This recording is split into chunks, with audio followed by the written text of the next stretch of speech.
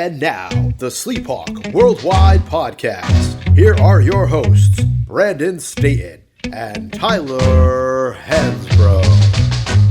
What's up, everybody? Welcome to the SleepHawk Worldwide Podcast. This is Sleep Dog with the Big Hulk. What's up, everybody? It's the Big Hulk.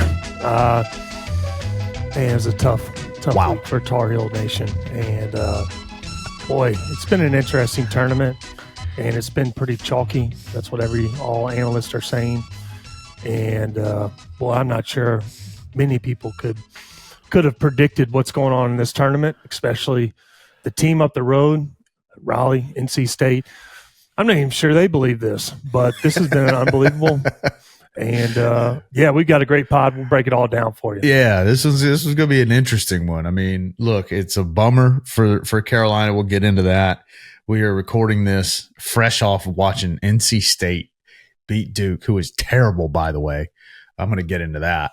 And go to the Final Four for the first time since the year I was born. I was telling Big Hog offline, like, don't find the irony that, like, every time a Brandon is put on this planet, me and then my son, who was born 3 weeks ago, NC State winds up in the Final Four. So we'll kind of break that down. We're fresh off of it. We'll look at Alabama, beating us. Look at Purdue getting a W.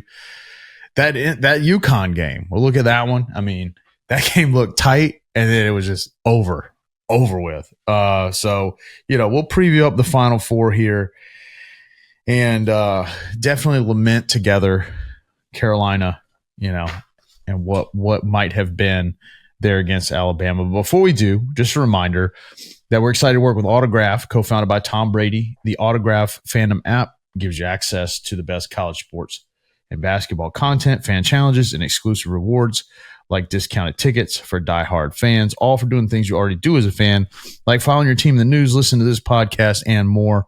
Download the free Autograph app in the Apple App Store and use the internet code or the referral code SHWW. That's referral code SHWW. See you at the game. And sure enough, man, they did do quite a few ticket giveaways there for the NCAA tournament. $16 tickets, man. You can't beat it.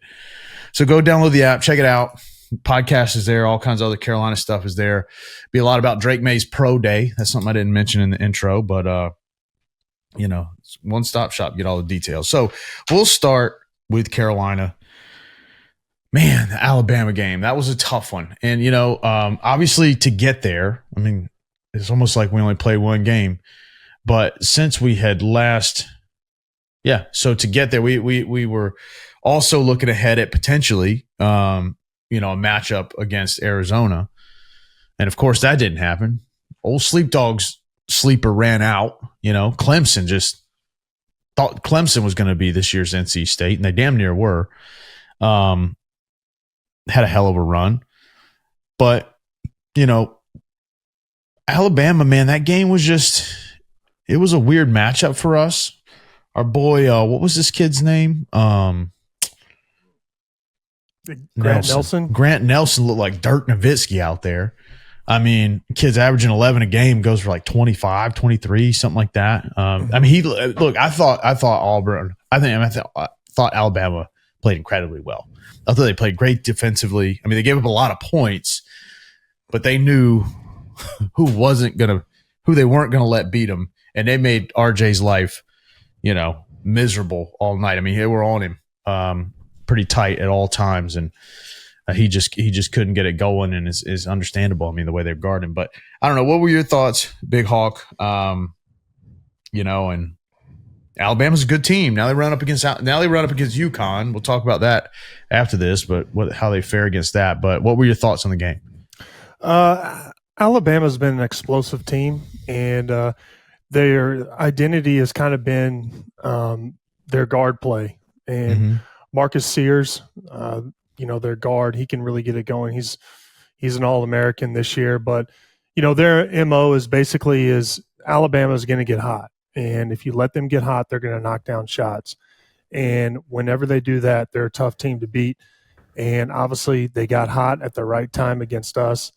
And RJ Davis, as great as the years he's had, didn't have his best game, and I'm not blaming RJ, by the way, but he's been so incredible. He just wasn't Superman on this game. Yep. And, that combination was tough. And, you got to, when I look at the stats, when you let a team shoot 47% from the field, you're not going to win. And, we can talk X's and O's and, all you want to talk about, who should have played, lineups, blah, blah, blah.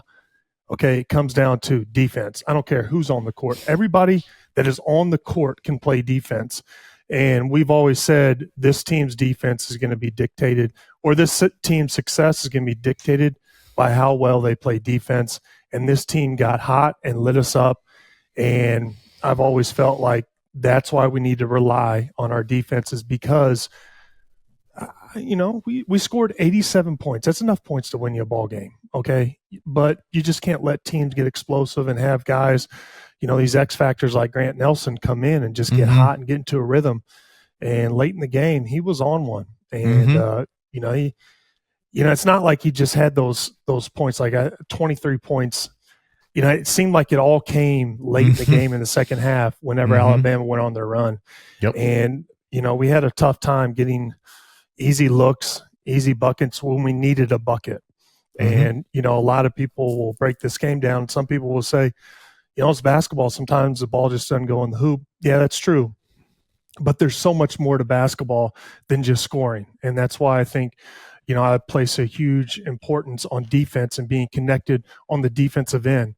Because to me, teams that win in the tournament, they can muck it up defensively, and also they can win dirty games. And San Diego State, I know they got bounced earlier by a juggernaut, UConn, but they're a good team to look at because they're not overly talented. They have some players, but they just they're physical, they play defense, they're experienced, nothing fancy, they just get the job done. And that's why the defensive end is so important. And this one stung for a lot of Carolina fans, and including myself, because, Armando's had such a good career, and you really wanted him to go back to the four for another chance to win a national championship, because he's one of our, he'll be one of those guys that, for a generation, like, hey, I remember watching Armando, and he accomplished a lot of things. He has a lot of, accomplishments to be proud of, but, the ultimate goal of national championship, we've had a lot of good players that just never got it. And, unfortunately, as fans, we all want it because it's such a great accomplishment, and, it just didn't happen. But, this team was fun, really fun for me to watch, and especially why I enjoyed this team so much, just to put this out there. And, I just want to reemphasize this, is the turnaround from last year was incredible. And I know, the tournament, you can have an off night and it just goes by so quick and it stings so much. And then all of a sudden you're just like, man, we got to wait till next year. But, this team deserves a lot of credit, and also the coaching staff putting this team together, hitting the portal, finding the right pieces. And that's not an easy thing to do. I mean, the guys played hard. They played with spirit. We have the ACC Player of the Year, ACC Coach of the Year. We won the regular season ACC championship. I mean, that's a big deal. So congratulations to them. And I know that's part of being, a Carolina fan, and, for all of us diehards, it is a great year. Every other program would be through the moon for what this team did. But because we're so spoiled, we wanted that national championship. And that's why it hurts so much right now, Sleep. Yeah, absolutely. And it just kind of sucks that, you just feel for RJ. And Cormac Moran, what a teammate that guy is after the game, the things he said, making rounds on the internet, just really kind of give you a sort of, in my opinion, at least what seemed like a window into the locker room there. You're exactly right. I mean, this team was one that I think gave a lot of Carolina fans a lot of heartburn last year. After giving them a lot of joy the year prior, and then, level setting everything this year with Caleb leaving, and then watching him succeed in Arizona, which everybody was happy for, and then kind of, how they got it done. And, at the end of the day, we just didn't play well in the second half against Alabama, and Alabama did play well. RJ might have had his worst. I don't know historically if he's had a game worse than that, shooting wise. I mean, he still wound up with 16 or 17 points. But you got to think, I mean, it just really speaks to the team on one sense that they can face that much adversity. I mean, RJ's trying to will the ball in a basket, and it's like it's just not there that night. Mm-hmm. And, lose by 2 against a team that just goes nuts in the second half and really outplayed us, I think, and that, tip your hat to them, because I felt like, you get a little breathing room, and we were ahead, I think, for a decent amount of the second half. But you just never really felt comfortable. And you knew that if RJ could just get to the bucket once or twice and get a finish or something, that maybe seeing the ball, and they were shutting that off. They were playing great, help defense on the perimeter. And there was some, I just thought they played well. And, and sometimes you're going to run into that. And, our path to get there, well, like you said, you got to beat good teams to get there, and we ran up on one and didn't get it done. So, I mean, look, from a fan perspective, you're right. It's funny. Like I told somebody, speaking of this Duke State game, my roommate in Chapel Hill texted me and was like, "Man, I'm texting you because you're about the only person in my sphere that who looks just like this guy. Look, my old roommate Jeff, man, he looks exactly like the coach from Alabama, by the way. Looks exactly like the guy. And Jeff was like, dude, you're the only guy in my circle that can understand just how bitter I feel. And I was like, yeah, dude, I feel it. And I'm like, you know what? It's funny because I look at State and I look at Duke and I just feel like they don't deserve it. Yeah, because they're my enemies. But of course, it's hard to ignore what State has done. And think they don't deserve it, because they do. I mean, they played incredible basketball for about a month now. It's amazing to watch what they've done. And you got to take a little bit of hatred out of it and just kind of tip your hat when somebody's playing that well. But, as far as Carolina goes, look, I think this was one of those years where if we had gotten by Alabama, I would have had the same fears against Clemson.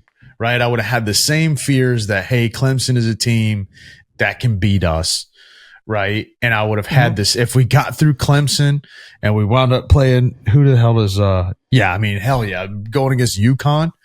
I would have absolutely felt the same way. So, we weren't a juggernaut team, and I think we were a team that I won't say we hit our ceiling, because I think we could have won it. But we sure as hell made do with what we had, maybe as well as any team other than probably the 1-17 that won it all.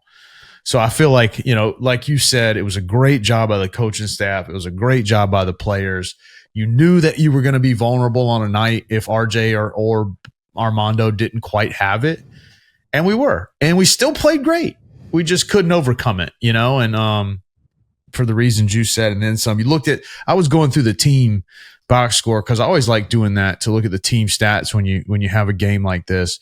And it was interesting because we didn't shoot the ball well at all, and especially in comparison to them. And shot it better from the line. We out rebounded them.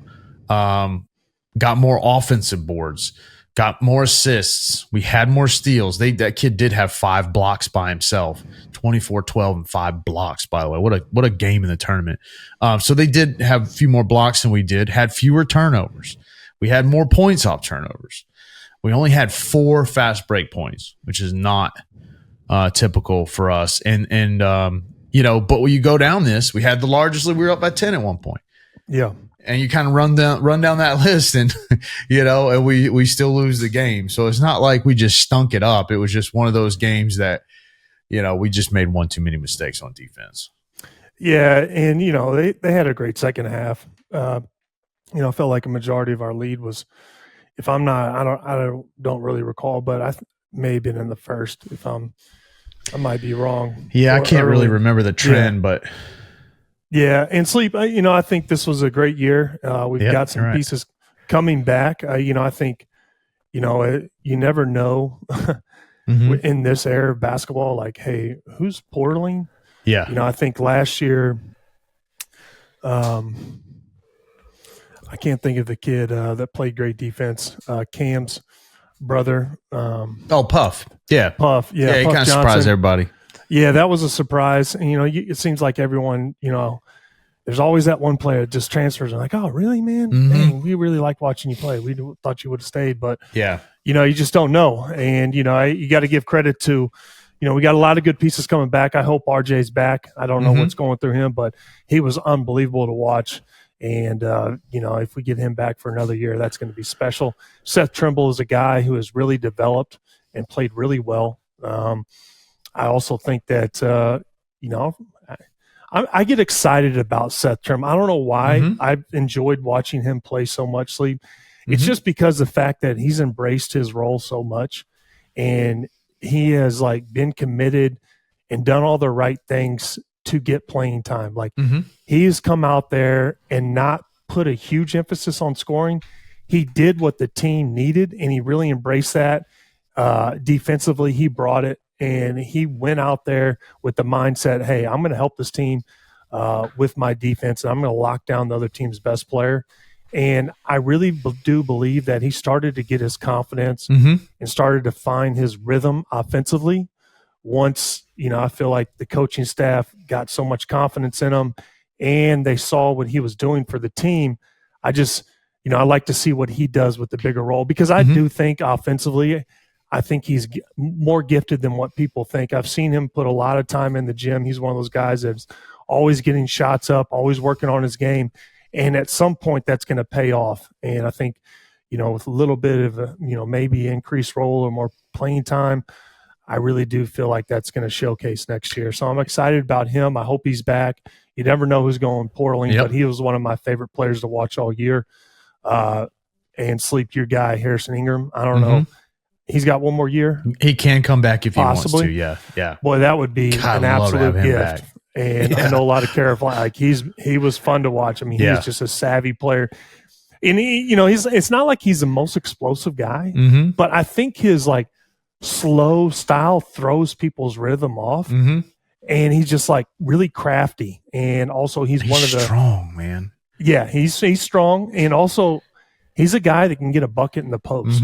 He's one of our few post ISO guys. And so I like that. Obviously I think he's going to get his confidence and, what he can do with, based off of this year and improve and come back next year. That's kind of scary. And, Elliot Cadeau, we've seen him kind of grow and I think he's going to get his confidence in his shot. So, we could be good next year, and I'm not going to, forecast too much. But we have pieces, and I don't want to jinx us because you never know in this era of basketball, what everybody's thinking. But, boy, the possibilities, Sleep, I get excited for it. This is one of the first years. I mean, obviously, when we went to the tournament or to the Final Four, and then returned everybody, that was seemed pretty good, right? So we can't be so quick to forget kind of how that turned out for us. 100%. However, to your point, the only guys that cannot return are Armando, Cormac Ryan, Paxton Wojcik. Those guys are gone. Harrison Ingram, RJ Davis technically are done, but they could elect to come back. Trimble, who you mentioned, Cadeau, you mentioned, Zayden Hyde, Jalen Washington, Jalen Withers, those guys can come back, or if they don't transfer. The one that, of course, to me, I think probably anybody listening to this knows, to me that's most interesting is Jalen Washington because he's your big now, right? Yeah. And God, that'd be awful if he left. And look, at the end of the day, he didn't play a lot, and but I feel like the minutes. I don't know. Granted, I don't watch everybody else as closely, but I haven't seen anyone show so much in so few minutes, maybe ever. Just his presence in 7 or 8 minutes a game really mattered, and I think he's got a great opportunity to be the guy that steps in and fills a role for Baycott if he stays. I'm just working from the assumption. I don't know anything. I'm working from the assumption all these guys that could transfer are coming back. We do have 3 recruits in Ian Jackson, Drake Powell, everybody knows about. Another one, James Brown, who's a a 4-star. So, and obviously the portal changes everything these days. And I think what's so cool about the portal, and you look at this kid that went off against us. He came from somewhere else, Nelson. There's a lot of downsides I think an average person has about the portal, right? Guys that aren't happy with their role or whatever, right? Mm-hmm. Loyalty, or say what you will.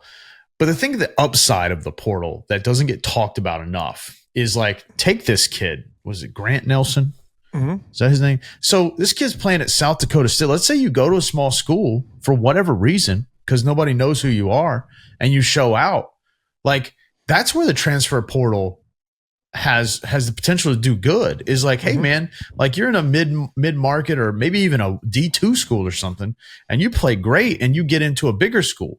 Okay, well now let's say you're whatever a community college, and then you wind up going to, some Arkansas. I don't know. Arkansas is a pretty big program, but pick a program. And then you play great there. And then next thing you know, it's like everybody's like, oh, well, this guy, all he wants to do is, well, no, dude, he wants to come play somewhere where, it's a bona fide program, and he's earned his way into it. So, I think as long as we remember that that's part of this too, then I think that side of it is very positive. So Sleep, that's a great point. And you look across college basketball, Dalton Connect, a lot of people say was a great, one of the best portal players this year. And a lot of people, he's a first team All-American, no question about it. What he did for Tennessee this year was incredible. And guys like that story is great. Where the portal to me is, I feel like it's almost like free agency every single year. And the reason why guys in professional sports have contracts is just exactly the portal. Like, guys, could you imagine if, a professional sports team, like, hey, your best star, I'm going to take the best NI deal. I'm going to leave this year and go find where I can make the most money. I'm going to enter the portal. Yeah. That's why guys have contracts in professional sports. And I just feel like, you see the scenarios where it works out, but also there's so much more to college sports and just trying to, and I get it. Like, there's got to be a lot of tough decisions out there, and everybody's financial situation is different. And I'm glad that guys can actually see some benefits from playing, but I don't like the thought is like, okay, I'm done here. Let's see where I can get the most money and then just leave. I just feel like the friendships, the connections, the college atmosphere, like that is so important. And a lot of kids are overlooking that, and that's a lot of things that money can't buy. And you can be short-sighted on it too at that age. I mean, I'm damn sure old enough to have a different appreciation than I did back then. But and that's So in the NIL notwithstanding, right? That's the other thing here. These kind of two things have all happened at once, right? They've opened the border, so to speak. Probably shouldn't even say that. Probably should pick a different, metaphor. But they've opened the faucet, and then you can transfer anywhere. On top of that, now the money flows a little freely, and it's a great point about free agency because you have to have some level of predictability because the market's just going to reset, and every single year, some dude that's not as good as others is going to have better benefits just because of timing. And at the end of the day, it'll be interesting to see how many of these guys stick because I think Cadeau's a great example. I mean, he didn't shoot the ball great this year. That's not breaking news, right? I think he's got some room for improvement there. But if you look back historically, and we've said this, like Caleb Love didn't have a great freshman year shooting the ball. Marcus Page didn't have a great freshman year shooting the ball. I'm sure you could go back and look at a few others. Like, that's one of the benefits, recruiting benefits that you educated me on of having the Dean Dome is these guys have exclusive access to this facility all summer long, whenever they want to go. Nobody's there to interrupt it. So, get in there and get up 1,000 shots a day or however many. And, you could really change the trajectory, not only of your college career, but what comes after that. So, I think Harrison Ingram's really interesting to me. I was reading earlier that somebody's got him projected early in the second round. I don't really keep up a ton with like the foreign NBA market, but now that's sort of, there's that's the big thing too, that I think isn't a lot of that's not said. Before it's like, you knew who the top 5 or 10 picks were going to be because we watch them all in college. Well, now, there's 6 or 8 people that stateside, very few people have even heard of, that are kind of dictating the market too. So you might start seeing some of these guys stick around a little bit longer, and let's hope that's the case. Because there was a time where a guy like Jalen Washington would have been like, it wouldn't have been a transfer portal question. It would have been like, is he going in a draft question? Even though he didn't play that much. So, I don't know, man. I just hope as a fan we can build on this. And I think at the end of the day, that's what players coming back is all about. And I think that's what our program has done differently than a lot of others, is they have put guys in place that, when we talked about this, I think on the last pod, they might not be your superstar, college or NBA players, but they're good. And that's what the college game needs these days. So hopefully we can build on that. Let's get to the game everybody's going to care about by the time we listen to this. This ain't an April Fool's joke, guys. NC State is in the Final Four. I guess, dude, it's what hell of a run. But you know what jumps out to me is like, and I mean, obviously consider your source here, but I thought Duke is only Duke seems to do, gets like the easiest path. I mean, all the time, wind up with upset and get James Madison, which at first I was kind of thinking they should have got a 5 anyway, but then they would play James Madison anyway. And then they play Houston, who's obviously a 1 seed, great team. Their best player, like, goes down with a sprained ankle. Duke hangs 54 points on a 1 seed and wins the game. Like, get out of here. And then, of course, they want to play an NC State instead of Marquette. And you're thinking, you got to be kidding me. And then they hang 64 on NC State. NC State just second half mopped the floor with them. NC State's on a roll. They won about 100 games in a row. I don't know. I mean, this has got to be getting up there with damn Miracle on Ice, dude. And you know what? As much as like the rivalry, man, what a run by NC State. And DJ Burns, it pains me to say this, but man, this team has a ton of people pulling for him. And Sleep, you're right about Duke, by the way. You know, I always look at their path in the tournament, and it just seems like a cakewalk. And Houston, Jamal Shed, which is a first-team All-American, has been one of the best players in the country. He's known for his defense. He's known for his, physical mentality, and that is like Conference Player of the Year too. Yes, in the Big 12, which is not easy. And if when he went down with his ankle and he was rolled out, I just felt like it was kind of game over. And Houston relies on them too much, and I just could not this is a lot of Carolina fans consider this doomsday. A doomsday scenario. NC State playing Duke for a chance to go to the Final Four. And you gotta feel bad for the Dukies, but you don't. No. Because you lost to your 2 biggest rivals, is in the tournament. They lost to us a couple years ago on the biggest stage in the rivalry at the Final Four. They took it. I would have felt bad for NC State. I think I can say that. I would have. But dude, not for Duke. Not at all. Nope.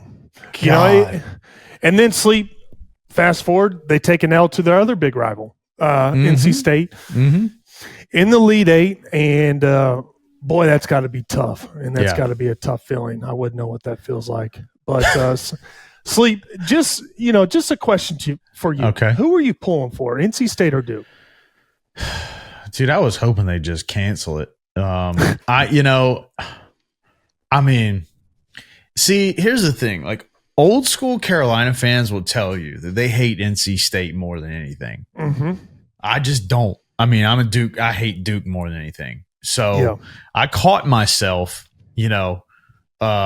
Kevin Keats in the TV. There was a couple. I throw my hands up like, dude. So I was, my brother-in-law, sister-in-law, they went to State. I got a lot of close friends that went to State. I have 2 friends that went to Duke, one of which I consider close. The other one would be, but he's just off doing his own thing in life. But don't have it. I don't have a plethora of friends that went to Duke or even are Duke fans. I wouldn't cheer for Duke over damn near anybody. I was all in. And at this point, It's like, it's a great story. And of course, I live in Raleigh.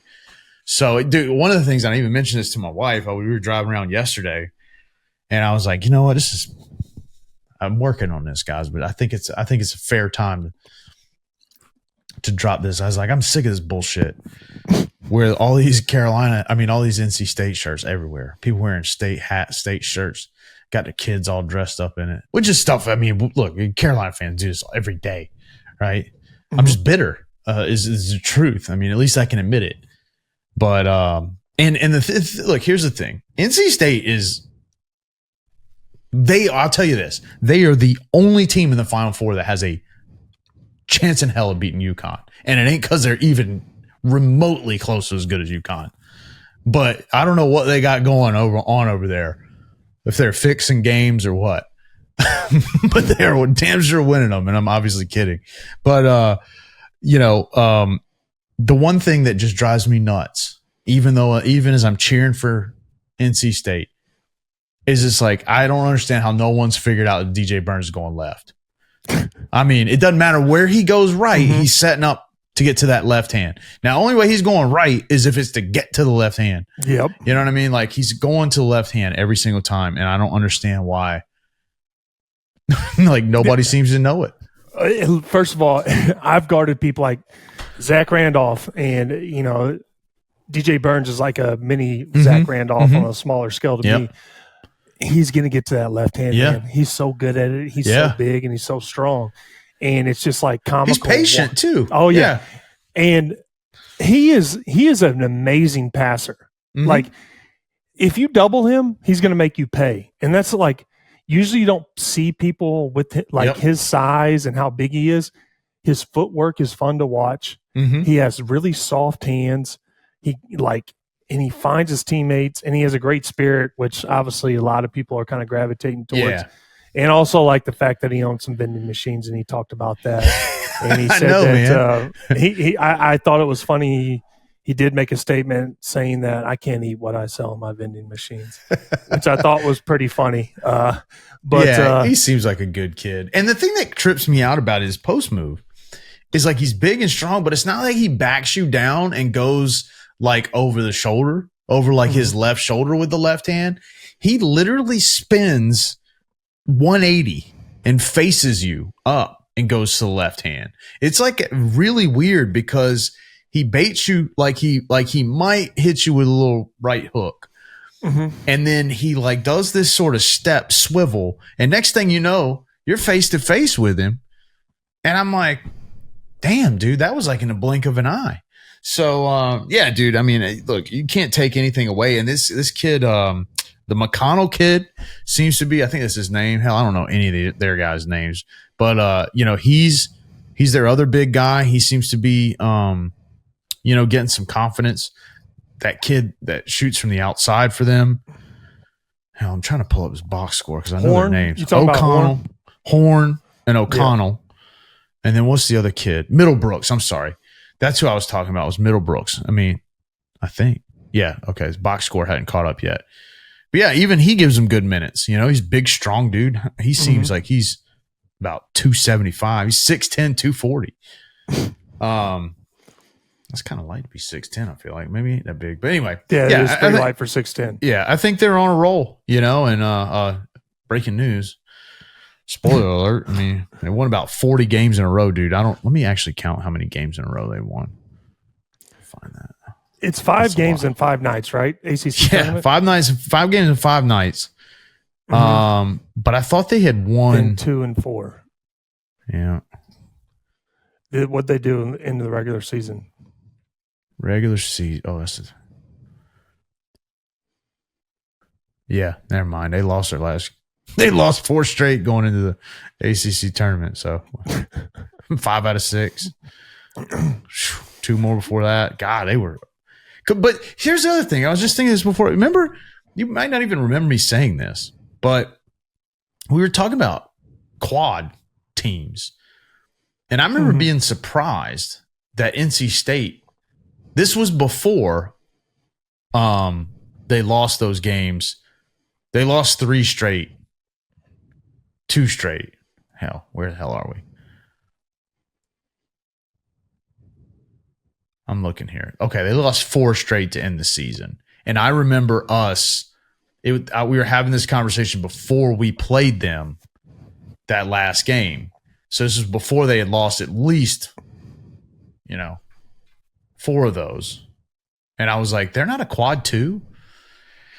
And you said, no, they were a quad 3. And, look, and that's kind of the eye test of college basketball, man. Like, if I was not surprised that NC State beat Duke. I mean, they just watching NC State play this year, they seem like a better team than Duke did to me.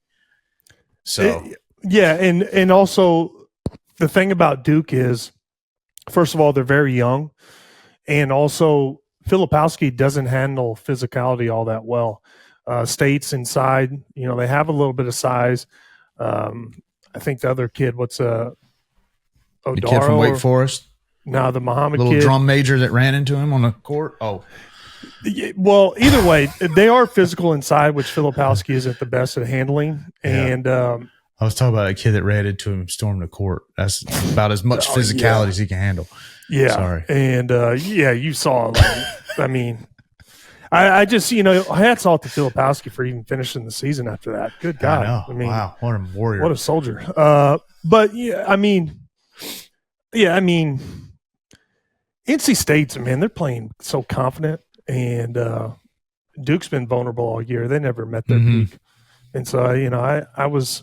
See, I think they did. I think they did. I just don't. I think they were us last year. I just don't think they were that good, man. They didn't have a single guy on that team. Filipowski was by far the one guy closest to it, but not a single guy on that team that I felt like, man, if he goes off, we ain't got a chance. And I mean, like, think about some time like Redick and Zion or even Jay Williams or some of these other guys. Like, they've had guys that if that guy got his, like, it was going to be a long night. And they just didn't have that guy this year. No, they didn't. And a lot of people thought Filipowski would be that guy. I don't know. I mean, he's a good player. We've said it a bunch of times. We give him a hard time. He's a great player. He'll be hell, they're talking about him being like a lottery pick. I'm just like, dude. I mean, could be. I don't know. He'd have to improve his shot quite a bit. The McCain kid's pretty good, though. I'd be interested to see what he does. Yeah, I don't see that either. I mean, his off-court antics notwithstanding, the whole TikTok thing just drives me nuts, but I think I'm not alone there. All right, so we've got a Final Four set, okay? You got Purdue and NC State. You got UConn, Alabama. Do you think the buck stops? I mean, is the train stopping for NC State at Purdue? I mean, Zach Edey's a different story than anybody that DJ Burns is going to have gone up against. I really don't. I'm not sure that DJ Burns is a person for him to be guarding. I think what State's going to have to do is they're going to have to play. Let me look. I'm trying to think of the other big man that they use. That's the one I was just trying to figure out. It's the one guy that's doing Ramadan right now. Oh, yeah. He's a good player. Yeah, he's a pretty good player. Sorry, I've got the roster right here. He's got some length. And Diarra. Yeah. Diarra. Yep. I actually like him on Edey. But, if they're going to beat Purdue, they're going to have to make things difficult for their guards. They're going to have to pressure them, make them turn it over. Fletcher Lawyer, who is a player who's shown some vulnerabilities. He was a freshman last year. Obviously, he's improved since then. But kind of the mentality that teams took to beat Purdue is you got to put Edey in pick and rolls on the perimeter and kind of make him work defensively. Don't let him sit inside and just change all the shots.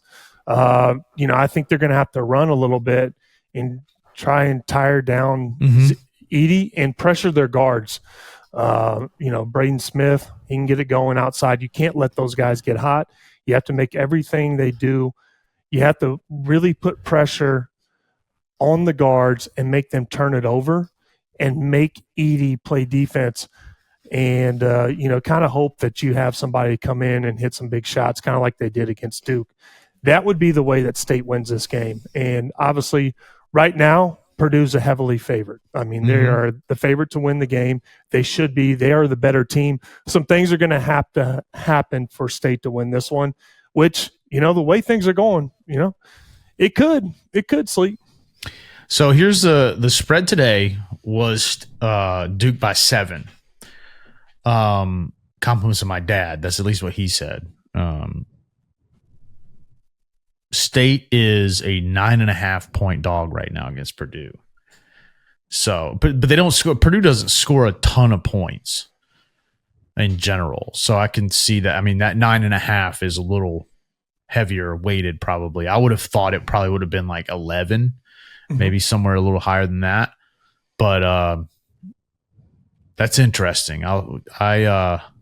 That's a pretty big, good spread. Like that's a good spread. Final Four. Yeah. You know what I mean? Like, and not UConn, because I mean that's the other one I'm going to next is let's see what UConn is. UConn, Alabama, and I mean Alabama's been playing well. UConn's 11.5. So I mean, look, at the end of the day, I think UConn all day long. I'd imagine that line moves higher. I'm not a betting guy, so not sure, but I'd imagine a lot of money's going to be on UConn. After they just went 30-0 run in the second half against 10, just buried them, or Illinois. Yeah, and UConn is beating Alabama. Let me just tell you that right away.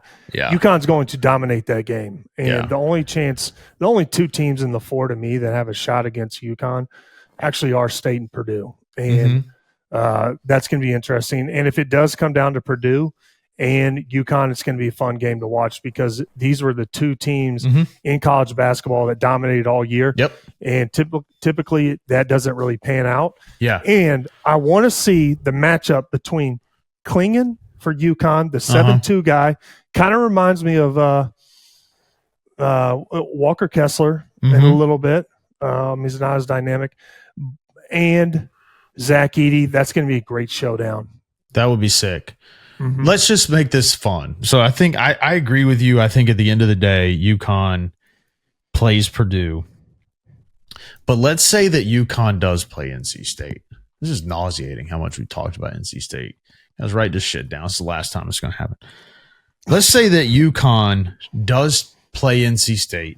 And let's say NC State pulls off the miracle. Because this game will actually be on a Monday night, right? In the national championship, usually on Monday night? It'll be on Monday. Cool. So we'll actually get to pod before that and preview it. What would a comparable upset be in the history of sports to a potential NC State upset over UConn? I probably should just save this for next week, but I'm not going to. Sleep. In case they lose, and then we don't have a chance to talk about it. Is there anything that comes to your mind? Obviously, the only reason why I was thinking Miracle on Ice is because you said that you said that the other day about something. But that's the first one that comes to mind, or maybe like Riddick Bowe beating Mike Tyson. I mean, I literally I can't really think of other big underdogs like that.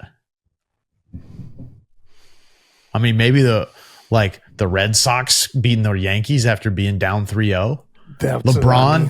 LeBron beating the Warriors after being down 3-1. I mean, it's got to be up there, right? I don't know. I guess you go ahead. You're talking about when Tom Brady beat the Falcons in the Super Bowl, going into halftime when he was, there's a. I'm not sure if that was a great one of the best. I guess the only thing is that UConn is great this year, right? I think but I don't think they're like a team where everybody looks at them as like one of the greatest teams of all time. And so there's where some of the difference lies. It would just be like, it would be the biggest upset in a really long time in a game that means anything. I agree with you, Sleep. And also, if they beat UConn, I would consider it one of the all-time biggest upsets in the tournament history. And I was having this discussion because with my dad, I said, man, I haven't seen a team really dominate the tournament since like our 09 team. And, our 09 team, like we struggled in the second round against LSU. Marcus Thornton got kind of hot. And, that was a close game in the second half at one point. but we kind of ran through everyone else Mm-hmm. after that. And I just can't remember a team just absolutely blowing out the opponent all the way to the Final Four the way UConn has. They've absolutely dominated this tournament. Yeah, they're smoking people. Mm-hmm. It'll set the stage. This is what we'll talk, because the only other thing it reminds me of is when NC State beat Houston to win their last national championship. So should we get there, we'll save that conversation for the next pod. But before we get out of here, just reminding you to check out the Autograph app, download it. We got the link in our bio. We got the link in the show notes. We got a link on our YouTube page. Go check out our YouTube page. We've also, actually, speaking of that,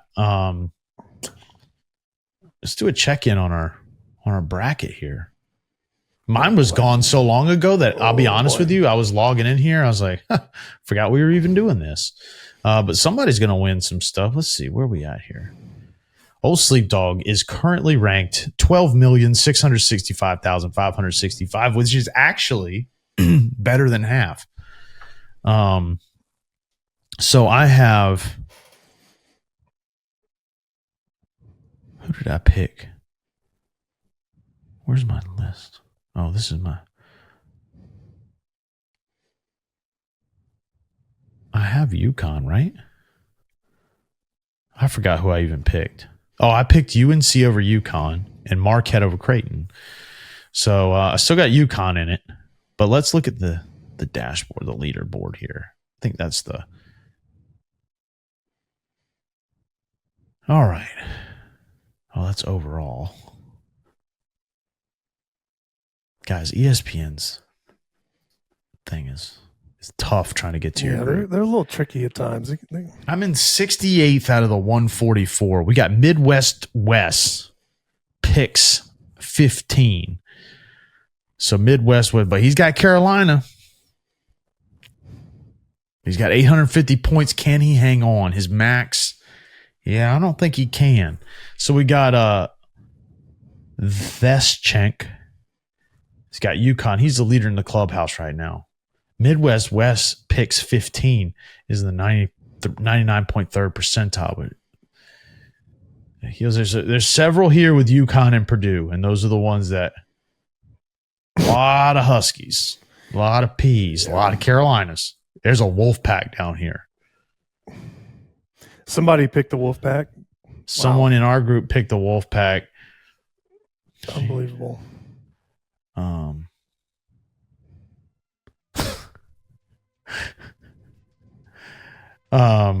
Yeah, I can't read their name, unfortunately. So yeah, still a story to be told here. It's pretty thick. There's a lot of you guys really took us up on getting 25 entries in there, didn't you? So yeah, we'll see. Download the Autograph app. Great time for Jimmy's Famous Seafood. It's getting to be springtime. We'll grill that out. Yeah, man. Happy April Fool's Day, guys. You got anything else, Big Hawk? Stay safe. Stay safe.